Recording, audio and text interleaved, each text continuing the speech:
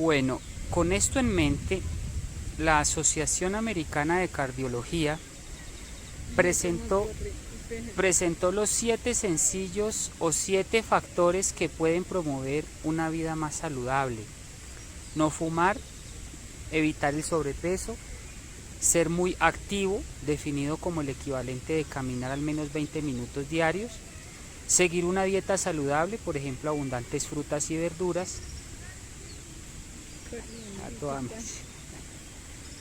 tener un nivel de colesterol por debajo de la media, una tensión arterial normal y unos niveles de glucosa en sangre normales.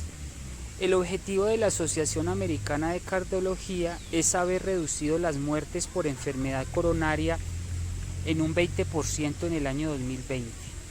Si los cambios en el estilo de vida podrían evitar más del 90% de los infartos de miocardio, ¿por qué se han marcado un objetivo tan modesto?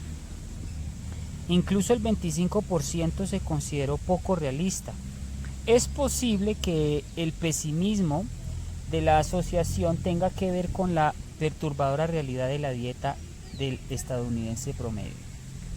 La revista de Asociación Americana de Cardiología publicó un estudio que había llevado a cabo sobre los hábitos de salud de 35,000 adultos de todo el territorio de Estados Unidos. La mayoría de participantes no fumaba, cerca de la mitad cumplía con los objetivos semanales de ejercicio físico y aproximadamente una tercera parte cumplía con el resto de categorías excepto con la dieta. Las dietas se puntuaron en una escala de 0 a 5 para determinar si satisfacían los criterios mínimos de alimentación saludable, como consumir la cantidad recomendada de frutas, verduras, cereales integrales o beber menos de 3 latas de refresco a la semana. ¿Cuántos obtuvieron un 4 sobre 5 en la escala de la alimentación saludable? Solamente un 1%.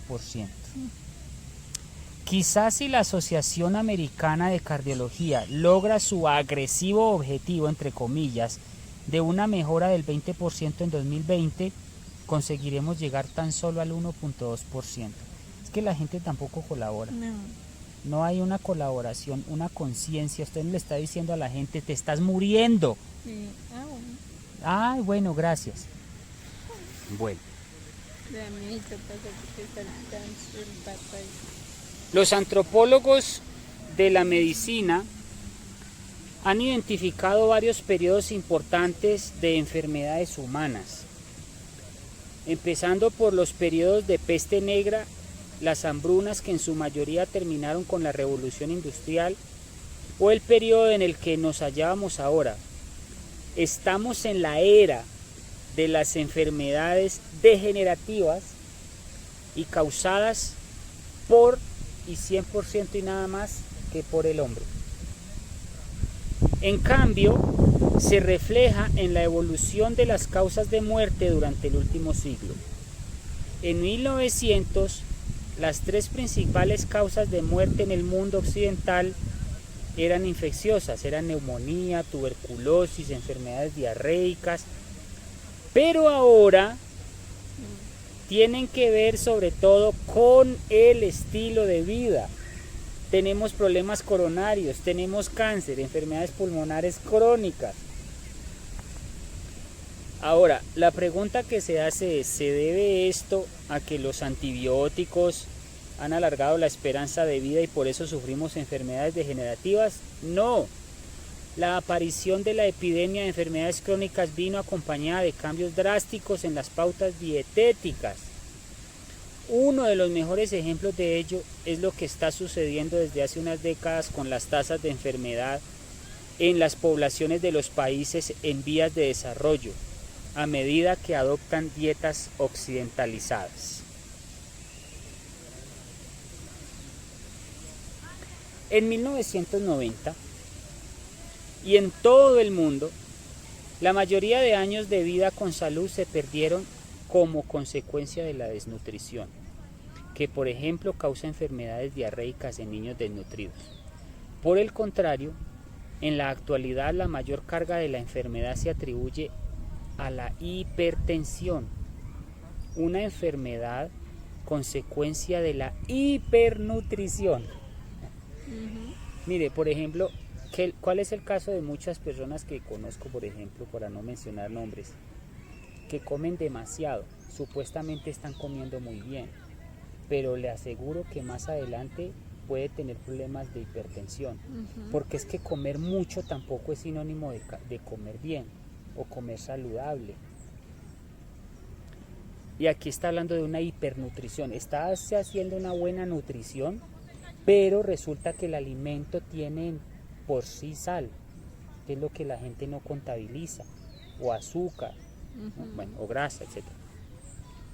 La pandemia de enfermedades crónicas se debe en parte al cambio prácticamente universal hacia una dieta dominada por alimentos procesados de origen animal, en otras palabras, pues, y como para resumir, en carne, lácteos, huevos, refrescos, azúcar y cereales refinados. Esa es la realidad. Es muy probable que China sea el ejemplo mejor estudiado. Allí el alejamiento de la dieta tradicional del país basada en alimentos de origen vegetal vino acompañado de un aumento drástico en enfermedades asociadas a la dieta como obesidad, diabetes, enfermedades cardiovasculares y cáncer. ¿Por qué sospechamos que existe una relación entre los cambios en la dieta y la enfermedad? Al fin y al cabo, las sociedades en proceso de industrialización sufren múltiples cambios. O sea, estamos tan influenciados por la era de la industrialización que eso hace un impacto en el consumidor. ¿Por qué? Porque de alguna manera nosotros estamos siendo afectados por la propaganda. No, la industria, es que es propaganda, no es tanto eso. Tú vas en supermercado y ya todo es industrial. Y súper procesado. ¿Cómo pueden los científicos determinar qué efectos tienen ciertos alimentos específicos? Para aislar los efectos de los distintos elementos de una dieta, los científicos pueden seguir a lo largo del tiempo las dietas y las enfermedades de grandes grupos de sujetos. Pensemos en la carne, por ejemplo, para ver el efecto que puede tener sobre la incidencia de enfermedades, el aumento de la ingesta de carne. Los investigadores estudiaron a exvegetarianos. Las personas que habían seguido una dieta vegetariana, pero que habían empezado a comer carne al menos una vez a la semana, experimentaron un aumento del 146% de sufrir una enfermedad coronaria, un aumento del 152% del riesgo de sufrir un ictus, un aumento del 166% del riesgo de sufrir diabetes y un aumento del 231% del riesgo del aumento de peso. Durante los 12 años posteriores a la transición de la dieta vegetariana a la carnívora, la ingesta de carne se asoció con la transición de la dieta vegetariana a la omnívora, la ingesta de carne se asoció con una reducción del 3.6 años en la esperanza de vida. O sea, increíble, así usted diga, voy a ser flexitariano, como dicen muchos, ¿no? Que voy a comer solo un poquito de carne, un poquito de huevo, un poquito de leche y tata. Eso tiene unos efectos adversos y unas consecuencias sí o sí en el cuerpo. Y dice aquí que reduce 3.6 años en la esperanza. Casi 4 años. Imagínense.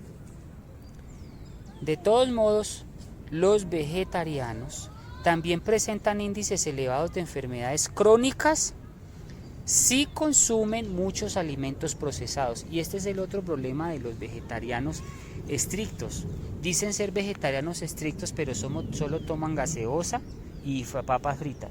¿Quién dice que no son vegetarianos? Entonces, ¿qué pasa?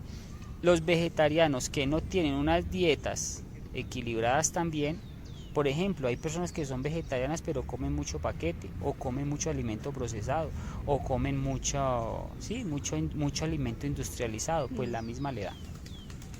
Por ejemplo, miremos India. Los índices de diabetes, enfermedad coronaria, obesidad e ictus ha aumentado mucho más rápidamente de lo que cabría esperar, dado el aumento relativamente pequeño del consumo de carne per cápita. India es masivamente vegetariana. ¿Por qué tienen enfermedades coronarias y diabetes? Es que ellos comen mucho condimento. Esto se ha atribuido a la reducción del contenido de alimentos integrales de origen vegetal en la dieta. ¿Ve? Como el cambio del arroz, por ejemplo, cambiaron el arroz integral por el arroz blanco. Y la sustitución de los alimentos básicos tradicionales del país, como legumbres, frutas, verduras, cereales integrales, frutos secos y semillas, los hemos ido cambiando, también hablando del caso de India, por carbohidratos refinados, aperitivos procesados, productos de comida rápida, en fin. En general, la línea divisoria entre los alimentos que promueven la salud o la enfermedad podría ser no tanto el origen vegetal o animal, como el aumento del consumo de alimentos vegetales integrales frente a todos los demás. Con esto en mente se desarrolló un índice de calidad dietética que refleja de un modo simple el porcentaje de calorías que las personas obtenían de alimentos vegetales no procesados y ricos en nutrientes, en una escala de 0 a 100.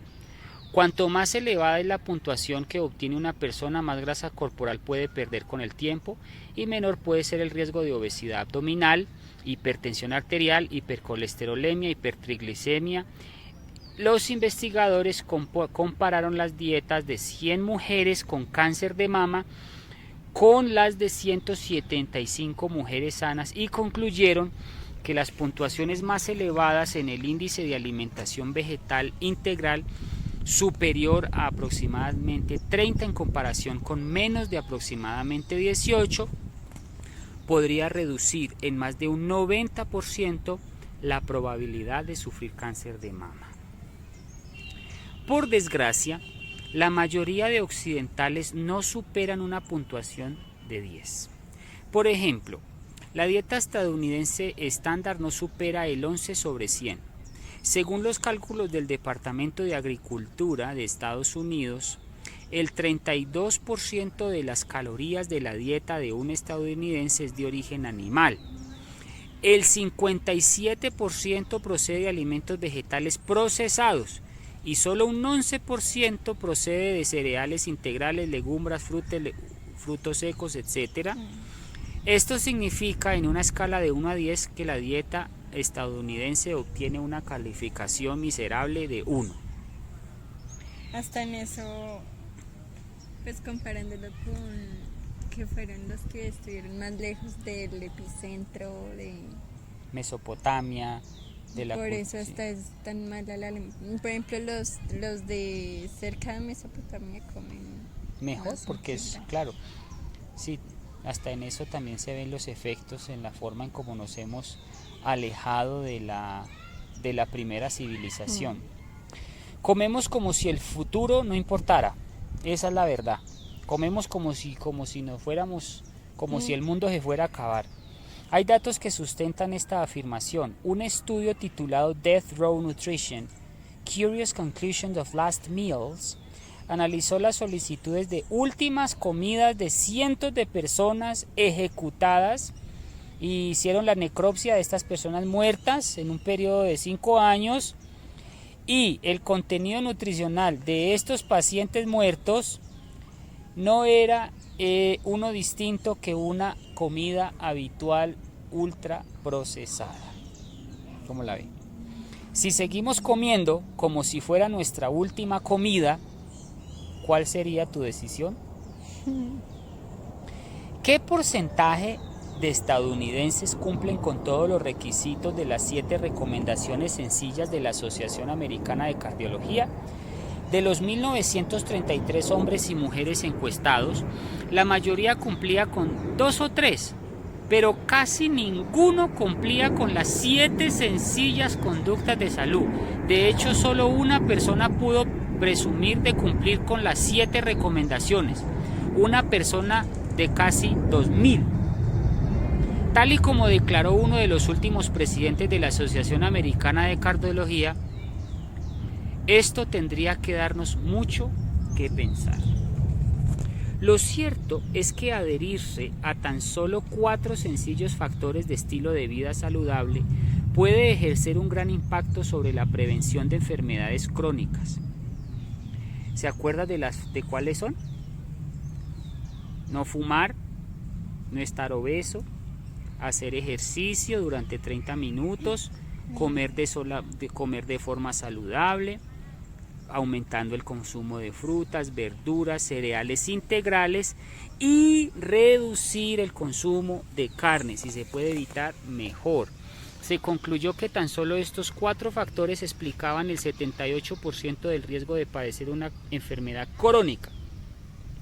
Por lo tanto, si empieza desde cero y consigue cumplir con los 4, es muy probable que logre eliminar de un plumazo más del 90% del riesgo de sufrir diabetes, 80% de sufrir infartos del miocardio y que reduzca a la mitad el sufrir un ictus y en más de 1/3 del riesgo de sufrir cualquier tipo de cáncer.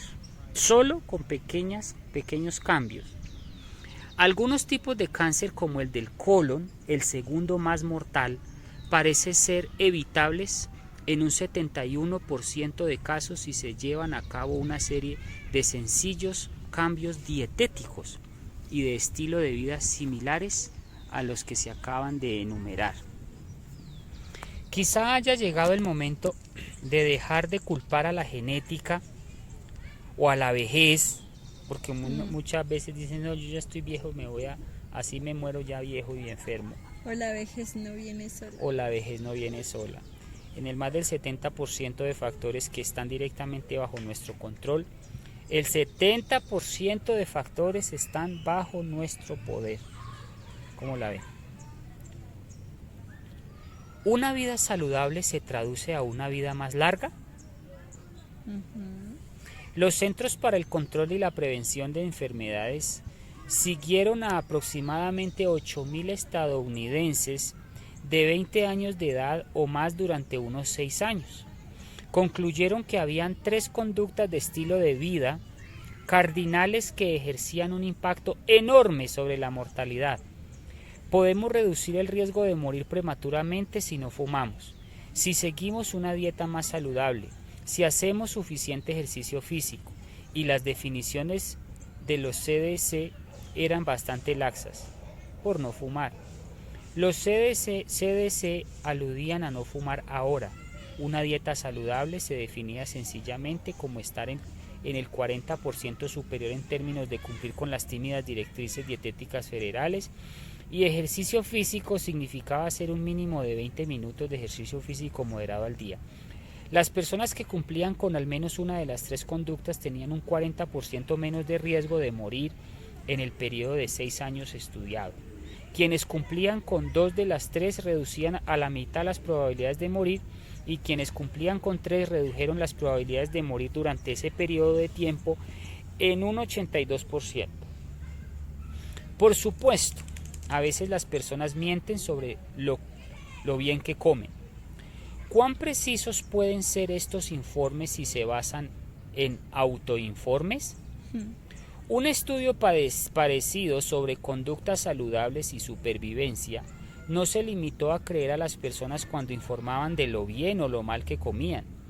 Los investigadores midieron el nivel de vitamina C en la sangre de los participantes. El nivel en sangre de la vitamina C se consideró un buen biomarcador de la ingesta de alimentos de origen vegetal y por lo tanto se utilizó como indicador de dieta saludable. Las conclusiones fueron las mismas. El descenso en el riesgo de mortalidad entre las personas con hábitos más saludables equivale a ser 14 años más joven. Es como atrasar el reloj 14 años, no consumiendo fármacos ni subiéndose al DeLorean de Regreso al Futuro, sino comiendo y viviendo de forma más saludable. Hablemos un poco más de cerca sobre el envejecimiento. Cada una de las células de su cuerpo contienen 46.000 hebras de ADN, emparejadas en cromosomas con forma de hélice. En el extremo de cada cromosoma hay pequeños topes a los que llamamos telómeros, que impiden que el ADN se desate o deshilache. Son como los tubitos de plástico al final de los cordones en los zapatos. Sin embargo, cada vez que las células se dividen, estos topes se desgastan un poco, Cuando el telómero desaparece por completo, la célula puede morir. Aunque se trata de una gran simplificación, podemos pensar en los telómeros como en la mecha de la vida. Empiezan a consumirse desde el momento en que nacemos y cuando se acaban, se acabaron. De hecho, los científicos forenses pueden extraer ADN de una mancha de sangre y calcular la edad aproximada de la persona fallecida a partir de la longitud de los telómeros. Sí, parece algo sacado del CSI, pero ¿puede usted hacer algo para frenar la velocidad en la que quema sus mechas? Claro. Se cree que si pudiéramos ralentizar este cronómetro celular, quizá podríamos ralentizar también el proceso de envejecimiento y durar más tiempo. Entonces, ¿qué debe hacer si quiere impedir que los telómeros se consuman?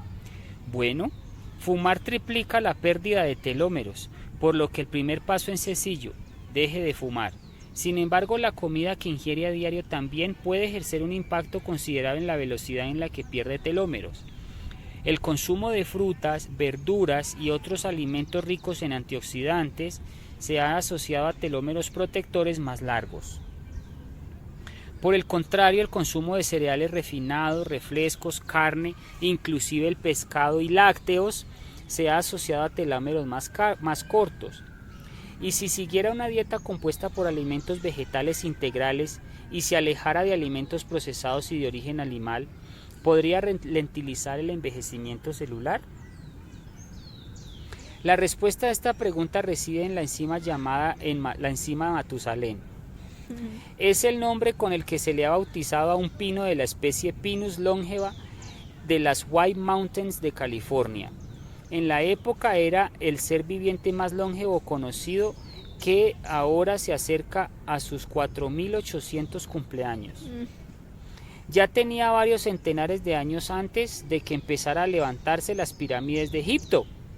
Las raíces de los Pinus longeva contienen una enzima que al parecer alcanza su nivel máximo cuando los ejemplares tienen unos cuantos miles de años y que entonces reconstruye sus telómeros. Los científicos lo han llamado telomerasa. Una vez que supieron qué buscar, descubrieron que las células humanas también contienen telomerasa. Entonces empezaron a preguntarse cómo aumentar la telomerasa en el cuerpo. El doctor Dean Ornish, investigador pionero, quería hallar la respuesta a esta pregunta y se unió a una doctora llamada Elizabeth Blackburn, que en el 2009 obtuvo el Premio Nobel de Medicina por el descubrimiento de la telomerasa. En un estudio financiado por el Departamento de Defensa descubrieron que 3 meses de una alimentación basada en alimentos integrales de origen vegetal, junto con cambios saludables, podía aumentar significativamente la actividad de la telomerasa. Esto es la única intervención que lo ha conseguido hasta la fecha. El estudio se publicó en una de las publicaciones médicas más prestigiosas del mundo. El editorial que lo acompañaba concluía que ese estudio pionero debía alentar a la población a adoptar un estilo de vida saludable para evitar o combatir el cáncer y otras enfermedades asociadas al envejecimiento. Entonces consiguieron el doctor Ornish y la doctora Blackburn ralentizar el envejecimiento mediante una alimentación y un estilo de vida saludables. Hace poco se publicó un estudio de 5 años de seguimiento en el que se midió la longitud de telómeros de los participantes. En el grupo de control, el grupo de pacientes que no modificaron su estilo de vida, los telómeros habían encogido con la edad como era previsible. Por el contrario, los telómeros del grupo que pasó a un estilo de vida saludable no solo habían encogido menos, sino que habían crecido. 5 años después, la longitud media de sus telómeros era mayor que cuando empezaron, lo que sugiere que un estilo de vida saludable puede activar la enzima telomerasa e invertir el envejecimiento celular. Claro, increíble. Es que por si una persona que haga ejercicio, por ejemplo, ella se ve más joven que una que no hace. Así Entonces, es. si uno une, imagínate todos esos hábitos.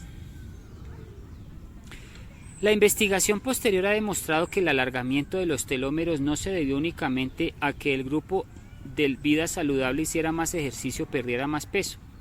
La pérdida de peso mediante la reducción calórica y un programa de ejercicio físico más riguroso no mejoró la longitud de los telómeros, por lo que parece que el ingrediente activo no es tanto la cantidad como la calidad de los alimentos ingeridos. Mientras se sugiera la misma dieta, no parecía importar demasiado ni el tamaño de las raciones, ni el peso que perdían, ni cuánto ejercicio hicieran. Al cabo de un año no se apreciaban beneficios. Por el contrario, las personas que siguieron una dieta de origen vegetal hicieron la mitad de ejercicio y al cabo de tan solo 3 meses habían perdido el mismo peso y logrado una protección significativa de los telómetros.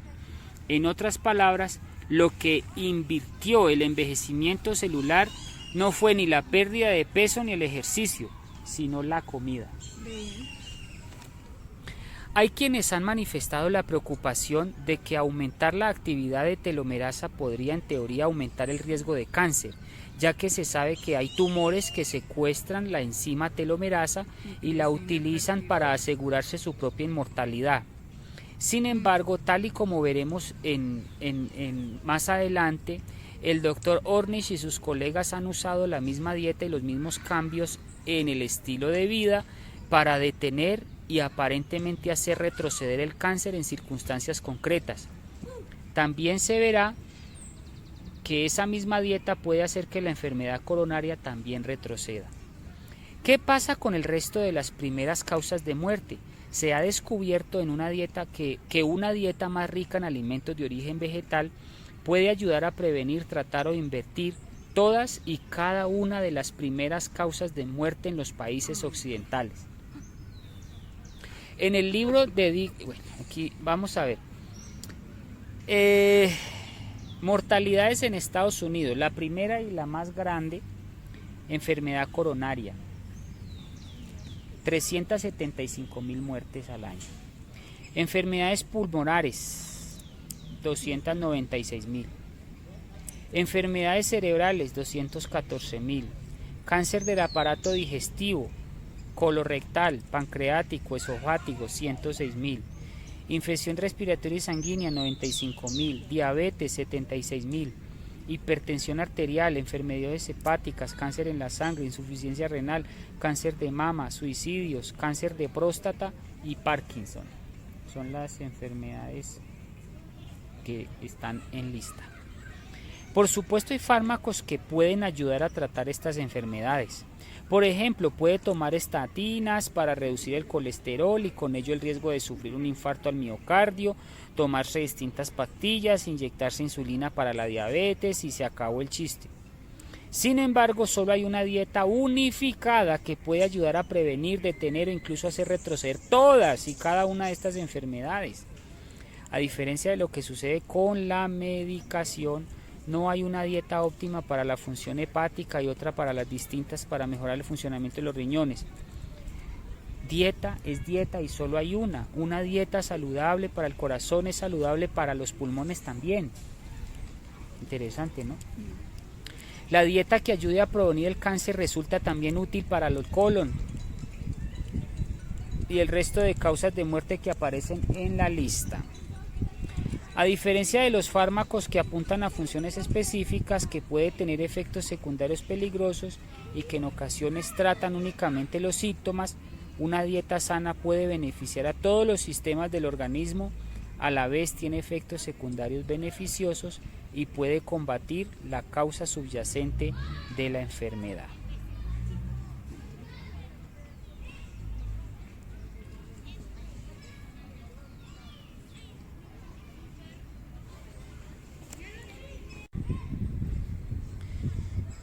Bueno, la dieta unificada, que ha demostrado ser la mejor a la hora de prevenir y tratar muchas de estas enfermedades crónicas, se basa en alimentos integrales de origen vegetal y se define como una pauta de alimentación que fomenta el consumo de alimentos de origen vegetal sin refinar y desalienta el consumo de carnes, evitar los lácteos, huevos y alimentos procesados. Aquí no se defiende ni la alimentación vegana ni la vegetariana.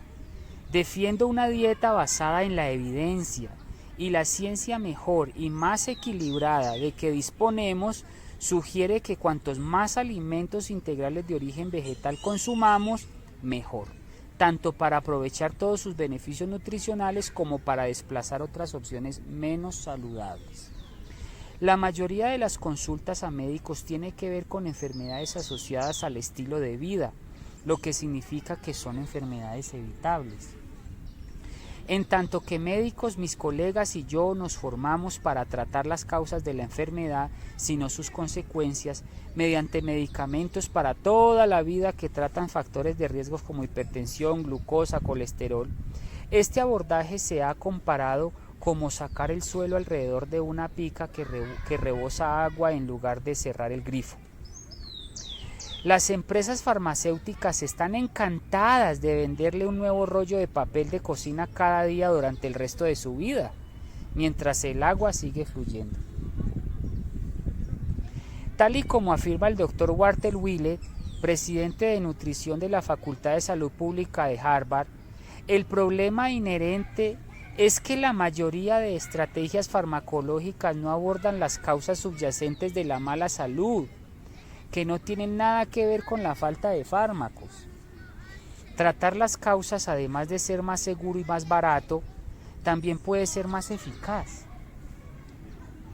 ¿Por qué no lo hacen más de mis colegas médicos? Porque no solo no se les ha formado en ello, sino que tampoco se les paga para que lo hagan. Como quien dice, son médicos mercenarios, son médicos que por plata y ya. La medicina del estilo de vida no beneficia a nadie, estamos hablando del punto de vista económico, por lo que no es una parte integral ni de formación ni de práctica médica. El sistema funciona así, esa es la realidad. El sistema médico actual está organizado de modo que recompense la prescripción de fármacos, se les da palmaditas, se les da dinero, ¿cómo se llama eso? Se les da comisiones,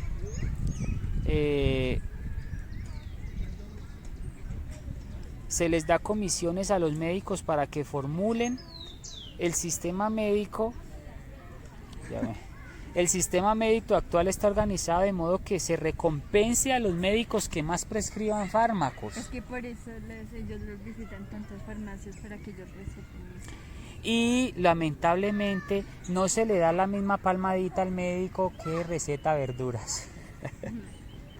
Cuando el doctor Ornish demostró que era posible corregir la enfermedad coronaria, y es posible, dice este médico, se puede prevenir sin fármacos ni cirugías, creyó que sus estudios ejercerían un impacto significativo sobre la práctica, pero la realidad fue que casi lo matan. ¿Cómo le parece? Al fin y al cabo, habían encontrado una cura para la primera causa de muerte en el mundo desarrollado. Sin embargo, le hicieron callar la boca.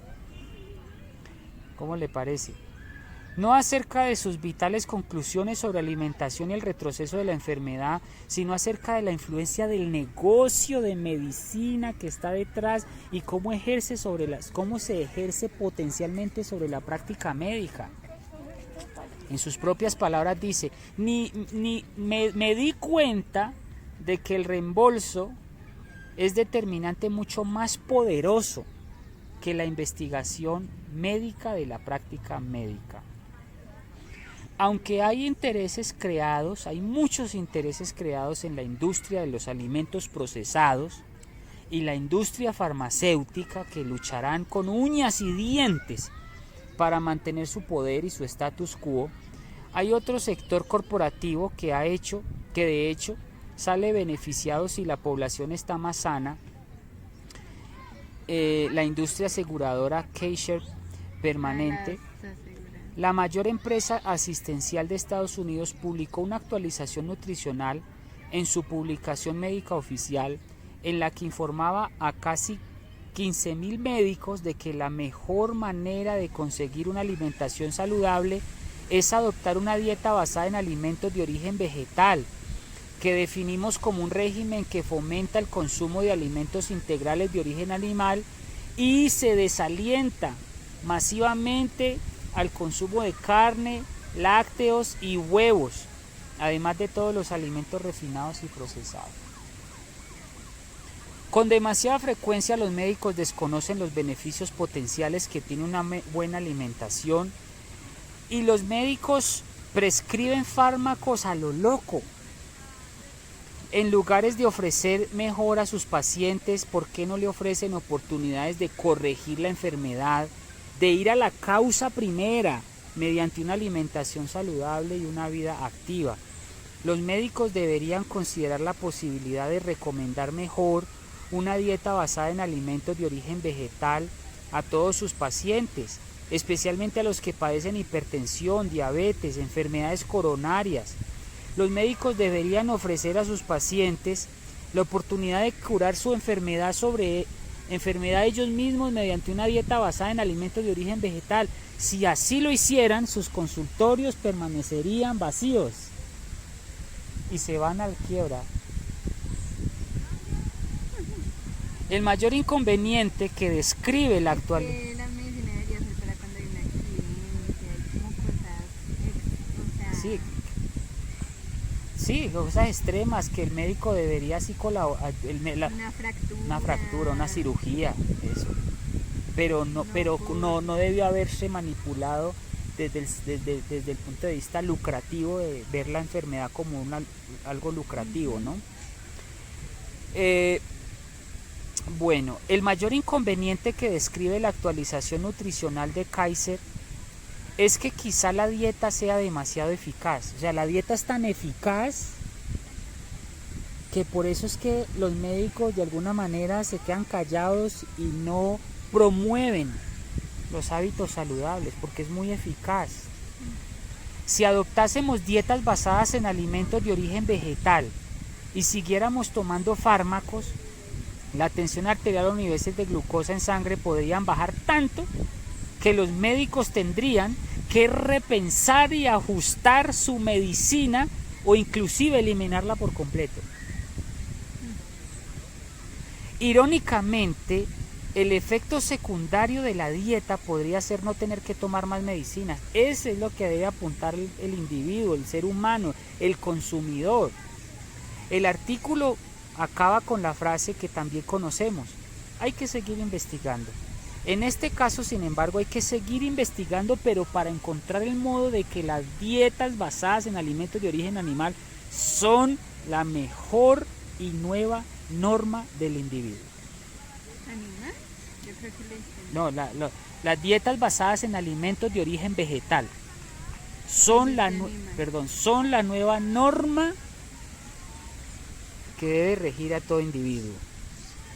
Aún distamos mucho de cumplir la predicción de Thomas Alva Edison, que realizó en 1903, pero tengo la esperanza de que debemos atender la mayoría de las primeras causas de muerte y de invalidez.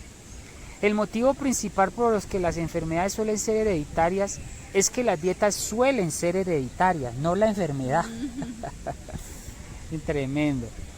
En lo que respecta a la mayoría de primeras causas de muerte, los factores no genéticos...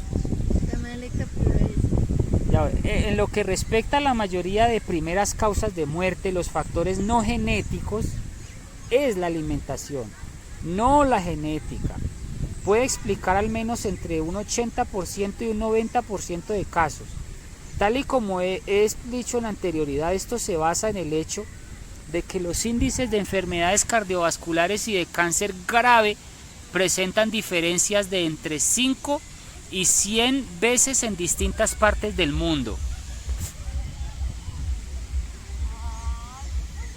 Los estudios migratorios han demostrado que no se trata únicamente de una cuestión genética. Esto no es cuestión genética, ni le echemos la culpa que es que yo la genética, sino lo que sí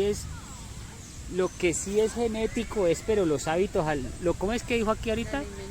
La alimentación es lo que lo que es el mal hábito, lo que se hereda, exacto, la alimentación es lo que se hereda, no la genética. Tal y como he explicado con anterioridad, eso se basa en el hecho de que los índices de enfermedades cardiovasculares y de cáncer grave presentan diferencias entre 5 y 100 veces en distintas partes del mundo. Los estudios migratorios han demostrado que no se trata únicamente de una cuestión genética. Cuando las personas se trasladan de zonas de riesgo bajo a otras de riesgo alto, su riesgo de contraer una enfermedad casi siempre se dispara para equiparse a la del entorno nuevo.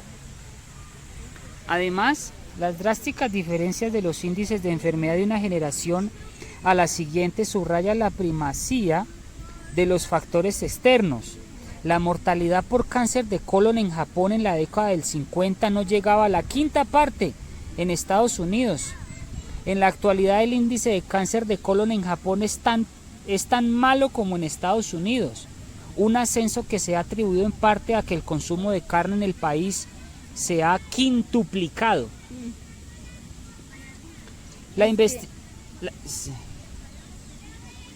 Es que de hecho en los últimos 50 años el consumo de azúcar y carnes y lácteos se cuadruplicó. O más, porque antes, por ejemplo, sé que lo del azúcar, por ejemplo, una familia consumía, digamos, ¿cómo que decían? Un kilo, digamos. Como un kilo al año. Y ahora un kilo No, ahorita consumirá pues 22. Al año no, son más. Imagínense. La investigación ha demostrado también que los gemelos idénticos separados al nacer sufrirán enfermedades distintas en función de cómo viven sus vidas. Un estudio reciente financiado por la American de Cardiología comparó los estilos de vida y las arterias de 15 gemelos. Se concluyó que la dieta y los factores de estilo de vida superaban con claridad a los factores genéticos. O sea, usted entiende el punto, ¿no? O sea, son genéticamente muy parecidos o iguales, pero es falso de que el problema genético coronario que desarrollaron fuera realmente genético, y concluyeron que sus problemas fueron de hábitos alimenticios. Compartimos el 50% de los genes con cada uno de nuestros progenitores, por lo que si uno de ellos fallece de un infarto al miocardio, sabemos que habremos heredado parte de esa susceptibilidad. Sin embargo, incluso cuando hablamos de gemelos idénticos que comparten los mismos genes, uno podría morir, diría uno, de infarto inmediatamente de miocardio tras el otro morir. Pero eso no es cierto.